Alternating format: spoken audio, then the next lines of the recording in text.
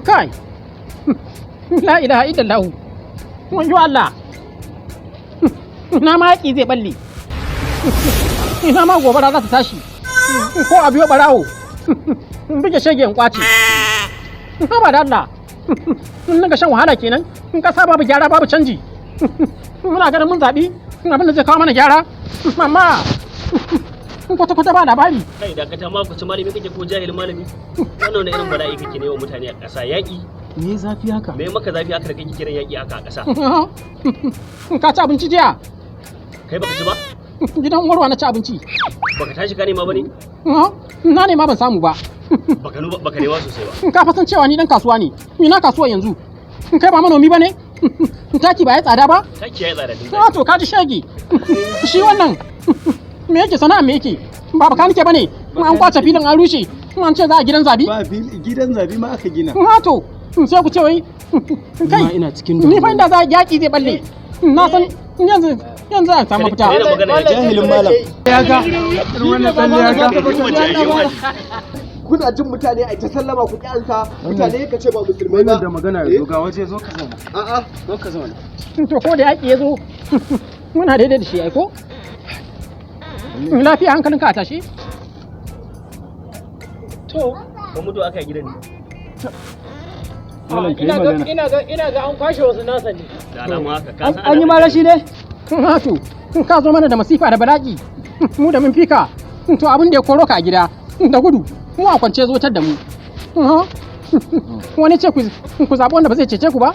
Kai ne abokina da ka raka tani da ma mun jima da barin kasar. Na sha baka shawara mu bar kasar nan. Kaji? Hatu.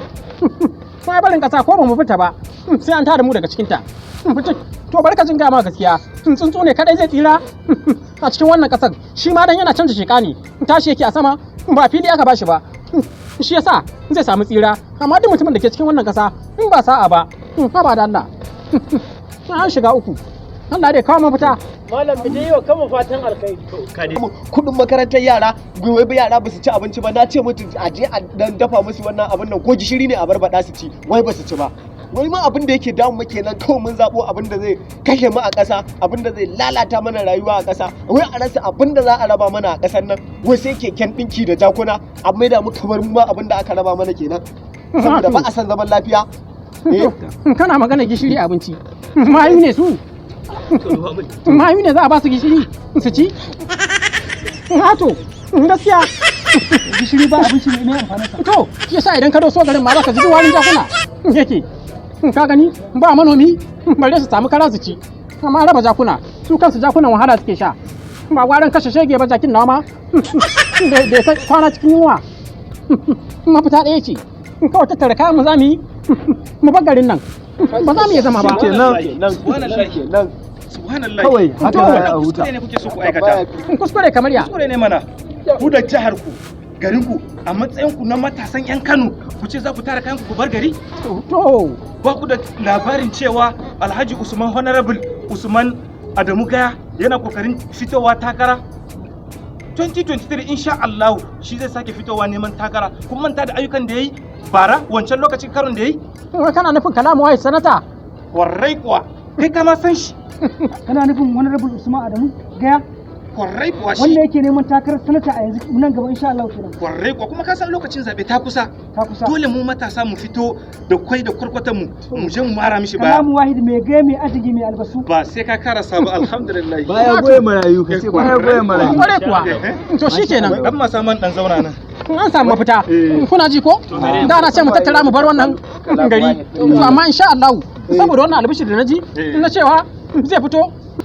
takarar sanata ai kalamu wahid din ya samu asali ne mutum ne mai magana guda daya baya ƙarya ko mutum ne ingantacce mai san talaka mai ci gaban mai san ci gaban talaka baya so ya ga talaka ya shiga cikin wani hali ko ne shi fa ba shawara aka yi matasa da tsofaffi suka ce lalle shi suke so ya tsaya matsayin takarar sanata wannan sura da ka faɗa Wannan gaskiya ne.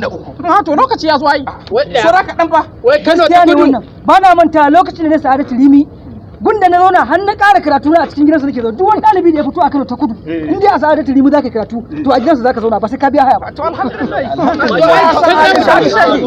mun samu gidan ba sa tafiya ni daga yanzu ma can nan tarkata kana to wani da kuke wannan hayani haka wace jam'iyya ce ya fito takara wannan sanata ya fito a jam'iyyar PDP mai alamar lema to Allah ya taimake shi na sha tsintsiya ya fito na rike da Allah da kowa ɗaya ba ɗaya muke sai na share shi billahi lazi ba jam'iyyar masu yawo da adda ina mu ina ita ai ko da ina wani shege zai zo mana da wata rudu na daban na banza kai kuma abin da nake so in gaya maka shine in ka koma gida ka sami iyalinka ka ba ta haƙuri ka ga mata kuma tukutun da hankalinta lokaci ya zo lokaci ya kusa na mata alƙawarin tukwane wanda za a ci gaba da girki zan siyo muku buhun shinkafa sannan zan biya ma yaran kuɗin makaranta na je a biya musu su ci gaba da zuwa na sadaukar da komai saboda sanata Honorable Usman Adamu a to mun gode saboda na gode saboda sanata Honorable Usman Adamu kalamu waye kware kuwa wannan mutum ake masa lakabi da maliya to maliya